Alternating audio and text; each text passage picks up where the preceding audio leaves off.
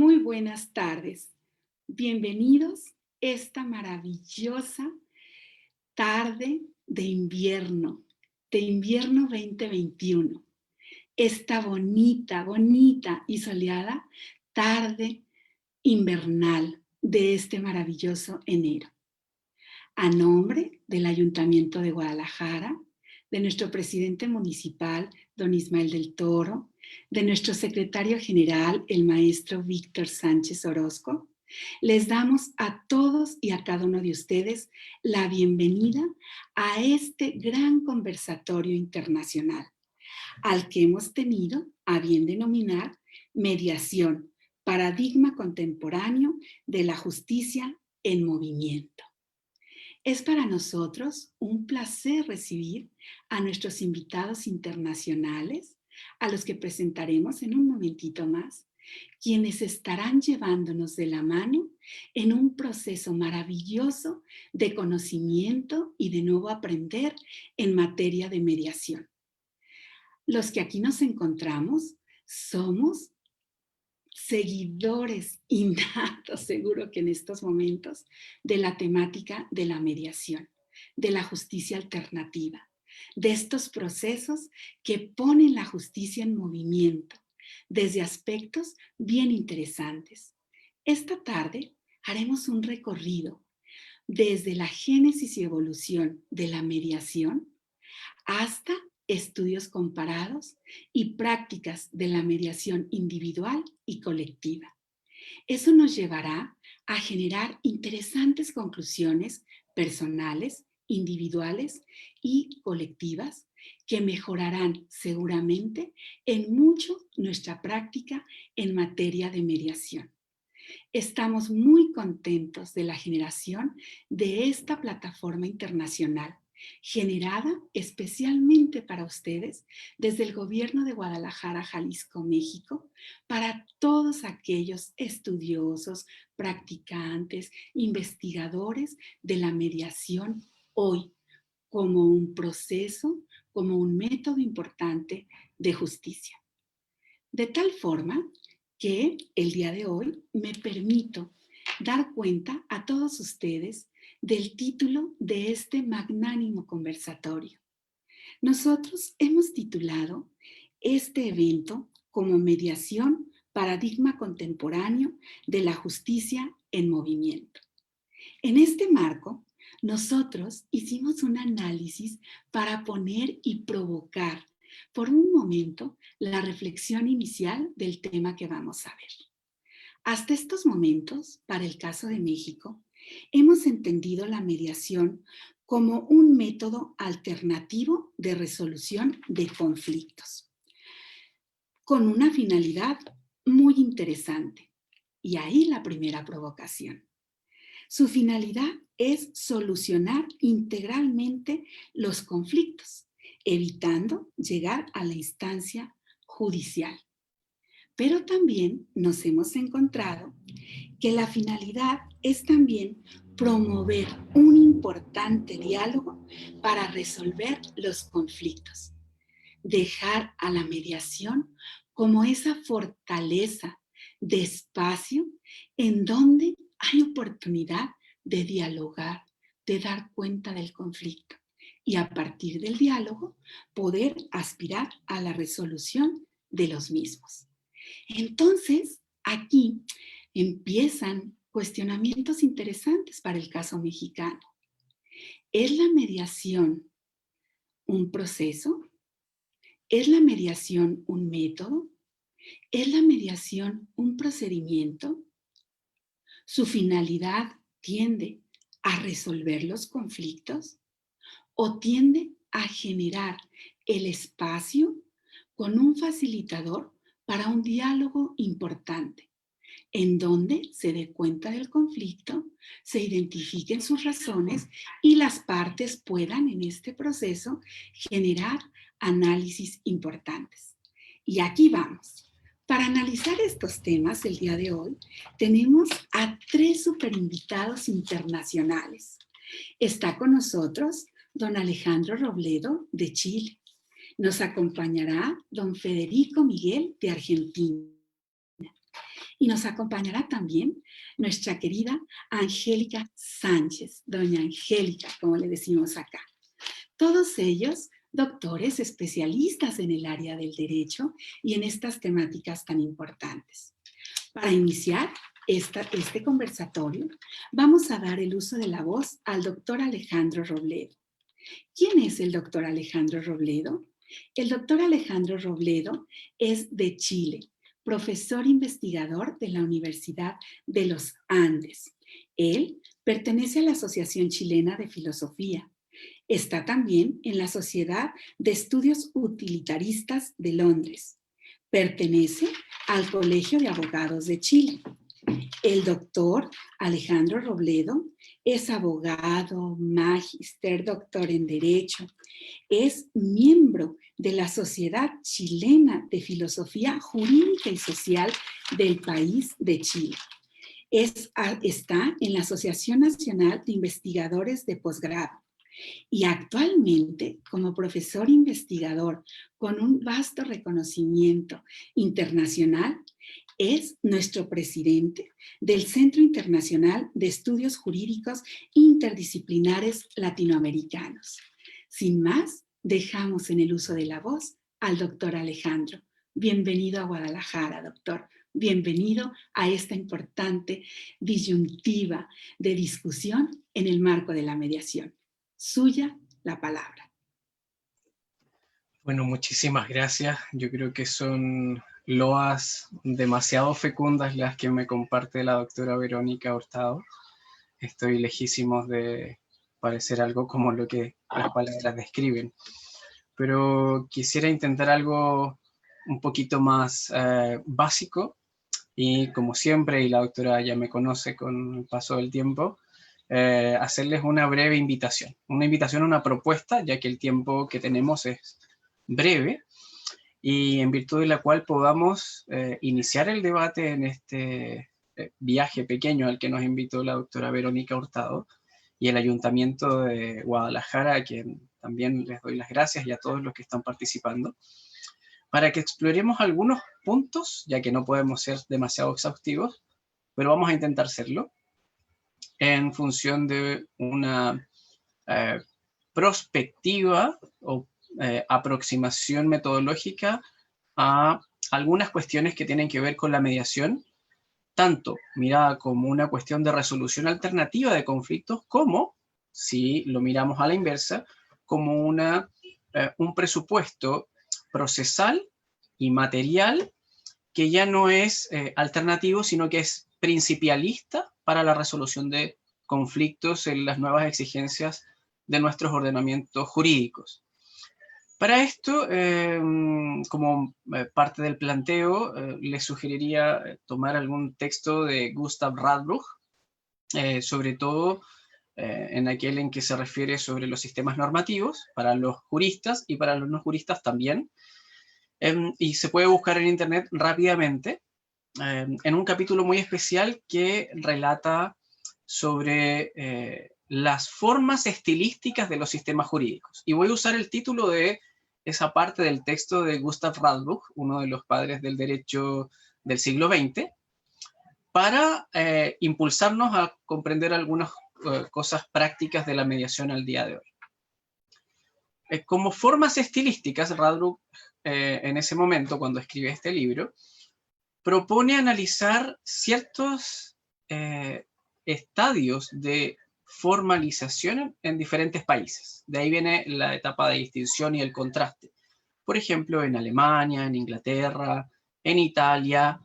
Pero yo quisiera abrirlo un poco más y ser algo más ambicioso, tal vez, de lo que fue Radbruch, dadas las condiciones actuales. La mediación es, en términos globales, un proceso, una actividad fundamentalmente material. Es una labor de entretejimiento. Bibliografía sobre la conceptualización hay mucha, en términos jurídicos, pero legalmente o normativamente, tristemente, en nuestros países latinoamericanos, no tenemos demasiado que decir. Algunas experiencias, desde luego, son muy principales. Yo quisiera aportar algunas notas nada más desde la óptica del ordenamiento jurídico chileno, en contraste con el italiano, el alemán, el inglés, y en una parte para darle el paso al colega Federico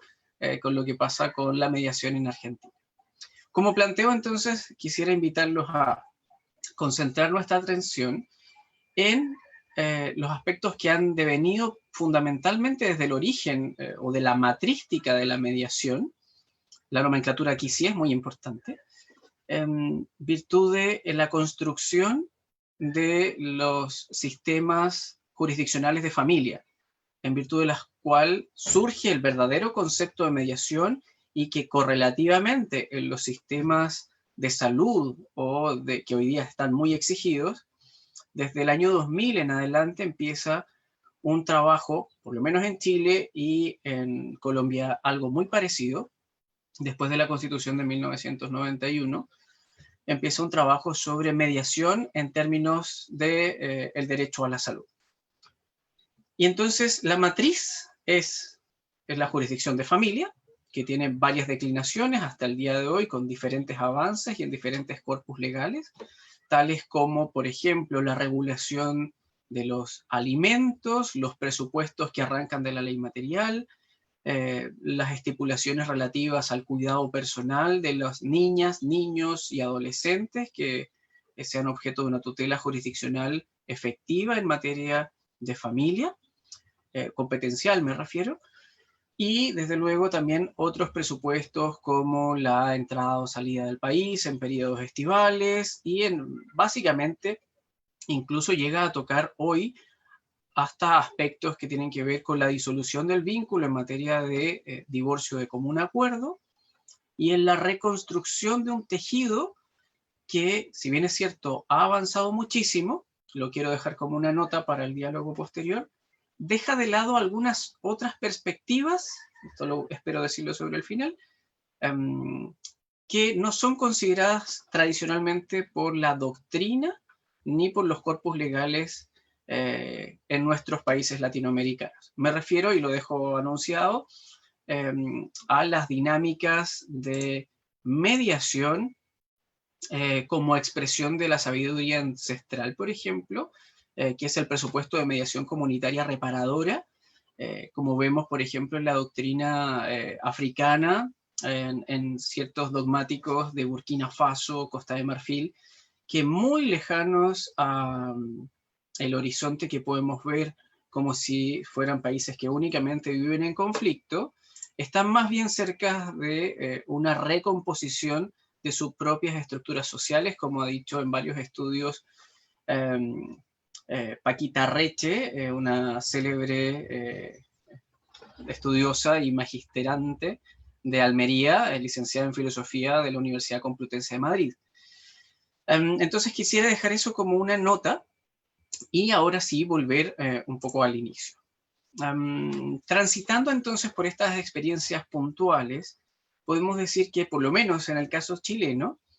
la cuestión de la conciliación y la mediación surge primariamente en materia laboral después de un intento iniciático de materia jurisdiccional de familia. Entonces, entre el año 2002 y el año 2004, se parte con estos presupuestos en materia de jurisdicción laboral, para luego verse esto cristalizado hasta el día de hoy como fundamento en la ley 19.698 publicado en el Diario Oficial, por ahí por el 30 de agosto del año 2004. Esto resolvía finalmente ciertos presupuestos, pero no todos de una manera unívoca. Fue posteriormente, y ya sobre la dictación de la ley 19.966, que se incorporan presupuestos de mediación en materia de derecho a la salud y en otras declinaciones en las que se va avanzando hasta que finalmente con la dictación de la ley de tribunales de familia se consagra la necesidad de establecer un sistema global de mediación, el que permite un acceso que ha sido maravilloso y complejo a la vez en el caso de Chile durante la pandemia, y que, como decía, valga la redundancia, ha permitido que las personas puedan solicitar mediaciones de manera virtual y que ese mecanismo sea validado a través de diferentes instrumentos denominados de manera general como cadenas de datos o blockchain, los cuales están como prerrogativa subsumidos bajo el amparo estatal. Y en eso me imagino que todos los mediadores que están acá tienen una experiencia más allá de las nomenclaturas legales muy abundante en materia de la mediación familiar, que es tal vez el constructo dogmático, práctico, dinámico y además tan necesario que a los juristas prácticos, a los litigantes instruidos y a los que no lo son tanto, así como a los dogmáticos y a los académicos y a los jueces, les representa el mayor desafío, dada su muy constante oscilación cambiaria. Me refiero a cambiaria no como tipo de cambio, sino su oscilación de cambio, su lógica dialéctica interna y su siempre llamativa recomposición. Los niños no tienen siempre la misma edad, los padres adquieren otros estados civiles luego de un divorcio, una persona puede cambiar dramáticamente su situación actual, tanto por el COVID como por otras razones, y entonces sobre esa cuestión me parece que hay una especie de acuerdos muy importantes que se han venido trabajando de manera muy interesante. Entonces así podemos decir, por ejemplo, que en países del orden anglosajón como experiencia contrastable,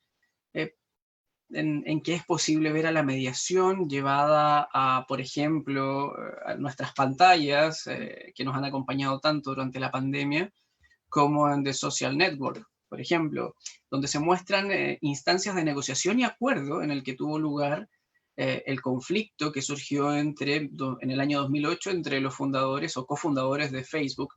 y que permitió, desde luego, dilucidar los destinos y control de la hoy billonaria compañía, ¿no? Pero eso ya estaba poniendo algunas cuestiones en el entretejo. Y lo que parece ser que está resuelto es que en materia jurisdiccional de familia, la mediación es un presupuesto característico, tal vez no dogmáticamente incorporado al derecho a la tutela jurisdiccional efectiva, pero se va volviendo una herramienta tremendamente relevante, útil, dúctil y muy dinámica, dados los tiempos de tramitación, las estructuras orgánicas de acceso a la justicia y las diferentes reformas a la rama judicial o al poder judicial en nuestros diferentes países.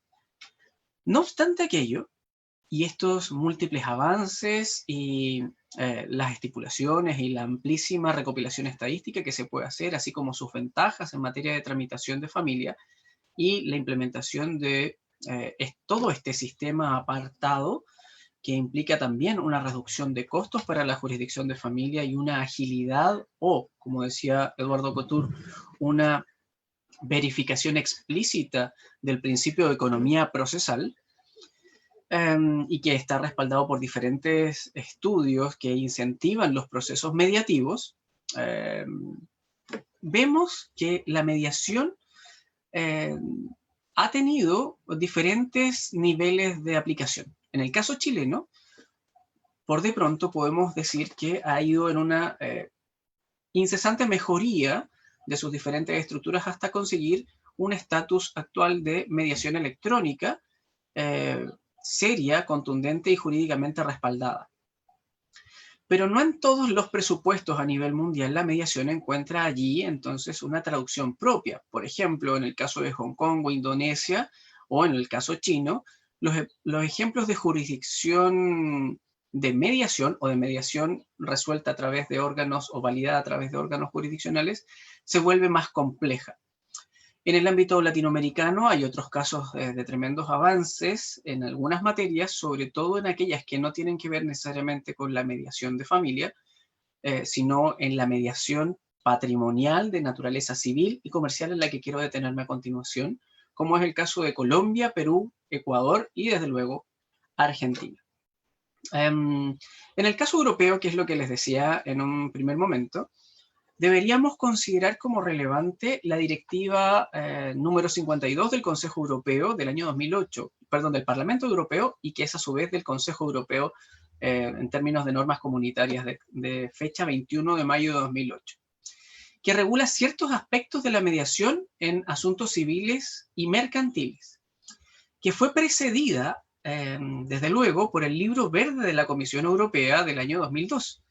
y por la propuesta directiva sobre mediación del año 2004, en que los países de la Unión Europea debieron incorporar legislaciones internas a un elenco normativo mínimo para fomentar la mediación en los litigios transfronterizos de naturaleza civil y comercial. La epítome de todos estos documentos o normativas relativas a la mediación, no solamente digo en materia jurisdiccional de familia, sino en materia civil y mercantil, ha sido, hasta el día de hoy, que finalmente ya llegó a puerto, el Brexit del Reino Unido. Conflictos mediativos de carácter político e institucional y que tocan a las diferentes jurisdicciones con niños que han nacido en Reino Unido, sea en Escocia, en Irlanda, en Australia, o han nacido en Alemania, Italia o alguno de los miembros de la Unión Europea, son cuestiones que hacen susceptible la aplicación de una jurisdicción con una perspectiva de mediación, no como una medida alternativa a los conflictos, sino como una medida principialista. En el caso de España, por ejemplo, para tocar uno, desde la dictación de la ley de enjuiciamiento en el año 1881 hasta su reforma en el año 1984, la mediación, entonces llamada como en muchos de nuestros países latinoamericanos como conciliación, era considerada obligatoria en los procesos civiles y en consecuencia en los de familia que eran derivados de ellas, hasta que ya se inaugura la nueva etapa de la jurisdicción de familia independiente derivada de una matriz distinta y conforme a los presupuestos actuales. Incluso había sido esta mediación voluntaria, esta conciliación, objeto de una estipulación en el grado de un rango de presupuesto procesal propio de la tutela jurisdiccional efectiva en la Constitución de Cádiz de 1812, que le dedicaba 3 artículos. Esto es una cuestión de arqueología más bien constitucional a la a la conciliación obligatoria previa, que era el presupuesto procesal para poner en marcha la tutela jurisdiccional. Sin embargo, y debido a una falta de regulación complementaria básica en su aplicación, o sea, de normas que la volvieran realmente ejecutiva, se había convertido realmente en un rito que era carente de contenido y de una, o más bien ausente de una eficacia pacificadora de las contiendas, tanto en la vía social como en la vía empresarial. Y no fue sino hasta el año 2012, con la ley número 5 sobre mediación en asuntos civiles y mercantiles, y con la directiva 52 que ya mencionamos del Consejo Europeo, que se superó esta situación y se le da un aspecto a la mediación para la superación de conflictos, primero transfronterizos, extendiéndose en consecuencia y en general a todos los conflictos de derecho privado que tengan lugar en España, con excepción, entre otros, de los asuntos propios de derecho del consumidor que son exigibles solamente de manera territorial. Como decían los romanos, conforme a la lex fori. En este sentido, entonces, la legislación española en materia de mediación patrimonial y en materia de mediación de jurisdicción de familia, donde toca derechos de otra entidad, sigue, no obstante, en términos generales, el modelo de la UNCITRAL sobre conciliación comercial internacional, y esta data del año 2002. Esto supone, desde luego, la aplicación como primera línea para la solución de conflictos y no como una línea alternativa, desde luego, siempre mal ponderada autonomía de la voluntad, el principio de autonomía de las partes y el equilibrio respecto de sus opiniones, así como la neutralidad y la imparcialidad del mediador como un principio que da garantía al proceso. En este sentido, también surge como un principio indispensable el de confidencialidad de los acuerdos mediados, de modo tal que se prohíbe, en consecuencia, al mediador y a las partes revelar información obtenida con ocasión del procedimiento y se releva adicionalmente a las demás personas a que hayan intervenido en el mismo del deber de declarar luego en un juicio o en un arbitraje. Con esto entonces existen algunos presupuestos que llegan a tocar en el funcionamiento del engranaje conjunto de la mediación patrimonial y no patrimonial, aunque la no patrimonial no está tan claro por su naturaleza jurídica en ciertos casos, como las cuestiones de presupuestos de alimentos, aunque eso no son derechos patrimoniales propiamente tales, pero sí tienen una faz que indudablemente toca esta naturaleza, como es, por ejemplo, la necesaria suspensión de plazos en caso de prescripción o de caducidad, y el tiempo que dura el procedimiento de mediación, que también debe ser regulado. En otros casos, por ejemplo, cuando la mediación resulta obligatoria, podemos encontrar el caso italiano en virtud de lo dispuesto en la Ley 580 del año 1993, que establece una reordenación de las cámaras de comercio y en virtud de la cual el derecho italiano ha experimentado un notorio avance en materia de mediación patrimonial, no tanto en materia familiar, como nos gustaría a todos, y que viene plasmado por el decreto legislativo número 28 del año 2010, específicamente de fecha 5 de marzo, y que abandona la lógica de la intervención sectorial del legislador en esta materia para abordar los presupuestos de mediación civil y comercial de una manera amplia, sólida y consolidada. Un tercer caso que quisiera poner sobre el tapete para simplemente conversar es el de Alemania, que presupone o prevé más bien una conciliación obligatoria previa. No es meramente obligatoria como en el italiano, sino que es una conciliación obligatoria previa para asuntos que sean de poca entidad. En este caso, tal vez la nomenclatura es poco afortunada o poco feliz, en alemán se dice de otra manera que suena un poco mejor. Pero conceptualmente difiere de la mediación como un mecanismo de autocomposición y constituye un instrumento de general aplicación para el derecho alemán. Así, por ejemplo, en el artículo 278.1 de la Ley de Enjuiciamiento Civil,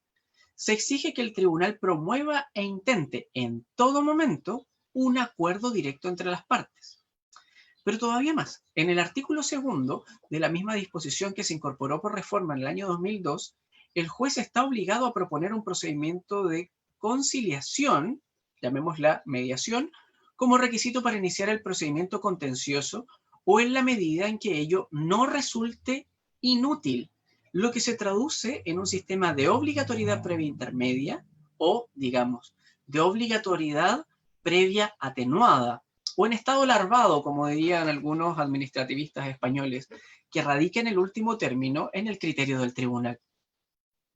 Así entonces, la ley alemana de enjuiciamiento civil faculta, por otra parte,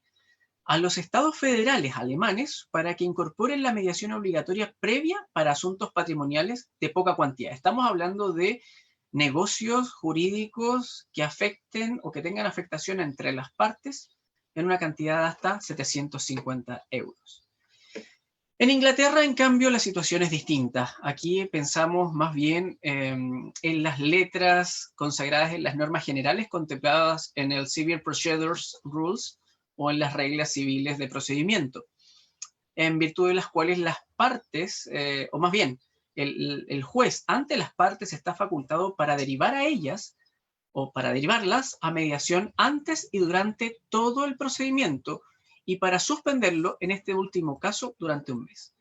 Como vemos, la experiencia a nivel internacional es riquísima. A ver, ¡ay, qué bonita! Y muy esclarecedora en materia de mediación. Me parece que estoy justo en el tiempo, de modo tal que no quiero faltar a la temporalidad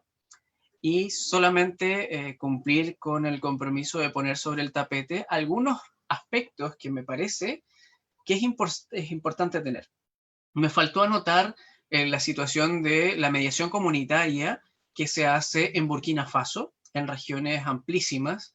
donde tengo la fortuna en este momento de conocer a un muy reputado colega latinoamericano, el doctor Juan Carlos Riofrío, un gran amigo de la Fundación CIEGIL, cuyo origen es la Universidad Católica de Cuenca y que hoy se encuentra trabajando en aspectos mediativos en zonas de conflicto en África. Entonces, Latinoamérica tiene mucho que aportar y mucho que decir en materia de mediación. La propia lógica del conflicto, derivado, por ejemplo, de lo que ocurre históricamente en Colombia y de lo que ha ocurrido históricamente en el sur de Chile, la manera en que enfrentamos los procesos mediativos para resolver conflictos patrimoniales y extrapatrimoniales, parece ser que es hoy, inclusive, me atrevería a decir, prácticamente una rama independiente del derecho de familia o una arista independiente de este derecho, y que virtud de las dinámicas comerciales y patrimoniales también es una dinámica tremendamente relevante para los efectos de la responsabilidad civil contractual y extracontractual como tradicionalmente se ha comprendido. De modo tal que con esos elementos espero haber por lo menos incitado algo de curiosidad en ustedes y que pudiésemos